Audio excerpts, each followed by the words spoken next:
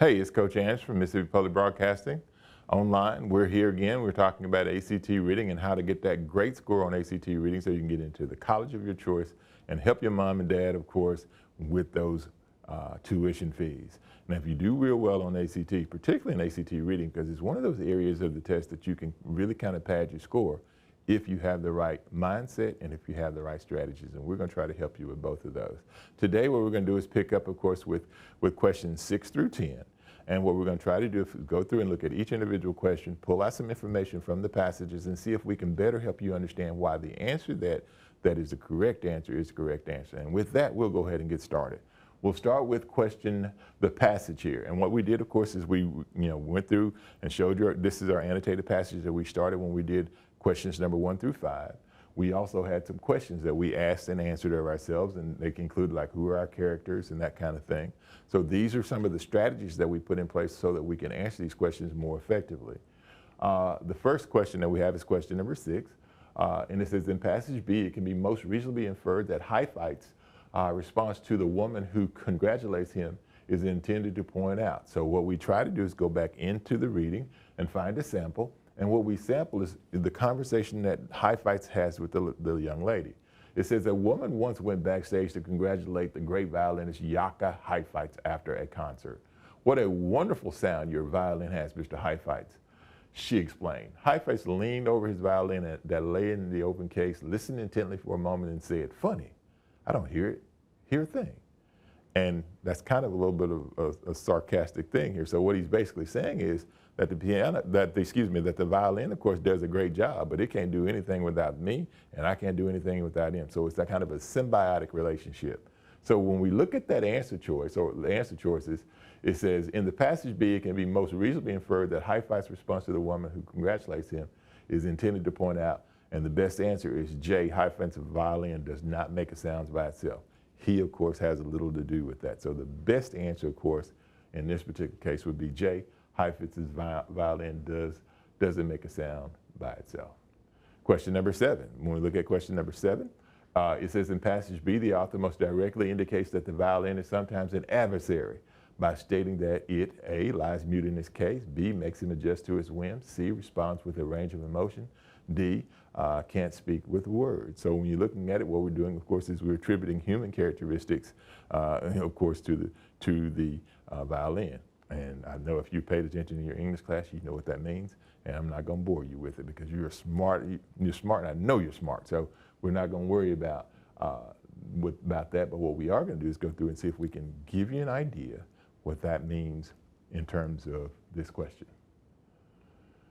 All right, what we did, of course, we pulled out your line-by-line sample. It says, there are other moments, however, when the violin stubbornly refuses to do my bidding, and when it only reluctantly plays in tune or makes the sound I want, or delivers the music essence for which I strive. Then I have to cajole, bargain, or adjust to its every whim. Some friend, more like an adversary, you might say.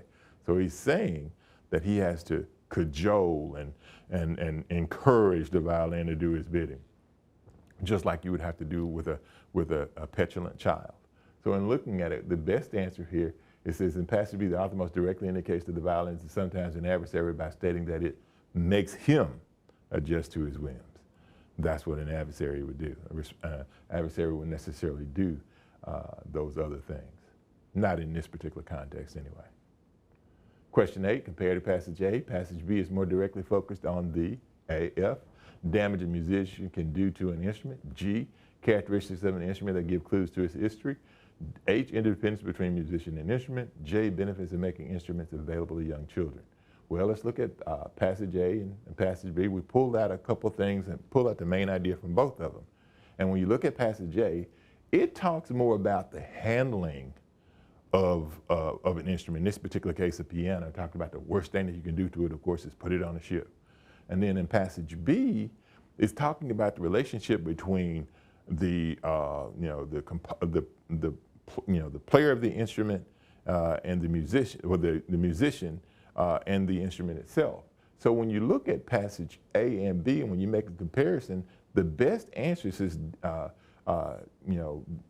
compared to passage B is more focused on the damage a musician can do to an argument. Well, passage A is about that, but we're talking about passage B. Passage G says characteristics of an instrument that give clues to its history. Well, once again, we're still referring to passage A. Characteristics of an instrument that gives clues to history. H, interdependence between musician and instrument. Well, this is more of that. And then benefits of making instruments available to younger children. Well, that's once again up here. So when we look at it, the best answer is interdependence between musician and instrument. The other three things dealt with passage A. The only one that really deals with passage B is going to be H, hence H is your correct answer and your best choice. Question 9, in contrast to the ways that pianos are described in passage A, the passage author's violin in passage B is described as A, exhibiting unique characteristics, B, having a personality of its own, C, sustaining damage from careless children, being important to daily life. Well, we talked a little bit about that now. We talked about attributing human characteristics, if you remember. Something called personification, I believe. So when we look at we pull out our sample and look at it, we talk about the instrument having to cajole or bargain with it, just like you would do with a child. He says, some friend, more like an adversary, you might say. Well, an adversary, of course, could be another person in this particular case. And when you have that kind of train of thought, what we're basically doing is we're giving, in this particular case, the instrument human characteristics, and the best thing that we can say in terms of the answer would probably be B, having an active personality of its own. So the best answer in this particular case is B. Okay, next we'll look at question number 10. And question number 10 says, which of the following assertions about instruments is most strongly supported by details provided in passage A and passage B? So what we're going to be doing is we're going to be looking at how both of these passages relate to each other and find a commonality, of course, between them. So if familiarity with your instrument is an important part of the joy of playing music, G, instruments should be revered and treated like furniture. Well, one of those passages suggests that, but the other one suggests that. Selling your instrument shows disrespect for the music you have made together. Maintaining proper humidity levels is essential to preserving an instrument. So when we look at these questions, what we do, if we put a side by side of each one of these two particular paragraphs in our passage in, I think what it does, it talks about one, of course, about it being the heart of the family and how kids, of course, should be encouraged, of course, to play the piano, and they shouldn't look at it as a piece of furniture, but they should look at it as a piece or the center of the family where it gets used, meaning that they are familiar with it. And then when you look at this one over here, he talks about the piano, Roisman and Leipzig talk about how it is that their instruments, of course, have to be, you have to have a friendship with them, so that you can get them, of course, to do the things that you want to do when they play. So when you look at all of that in context, the best answer is probably going to be F, familiarity with your instrument is an important part of the joy of playing music. And the rationale is both passages emphasize the importance of familiarity with an instrument. In passage A, Luke values the use of the piano in a family setting and suggests familiarity and engagement are a key. And in passage B, the author describes his long-term relationship with his own violin, where familiarity enhances the playing experience.